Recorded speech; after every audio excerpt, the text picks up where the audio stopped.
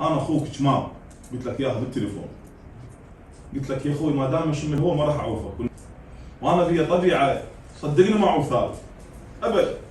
هسه احنا ورا سنتين خوب انت جيت الرضاي، انا هاي تكفيني. هسه احنا ورا سنتين خوب انت جيت الرضاي، انا هاي تكفيني. مو سولفت يوم عمل ولا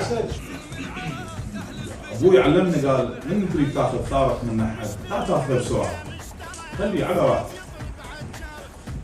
انا اليوم بالنسبه لي بجيتكم رضيت بزعل. الله يخليك. احنا ناس اذا نزعل نوجع، لكن رضانا سهل. الله يخليك.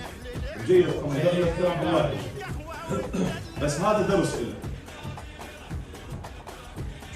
شنو الدرس؟ ديروا بالكم من الثارة.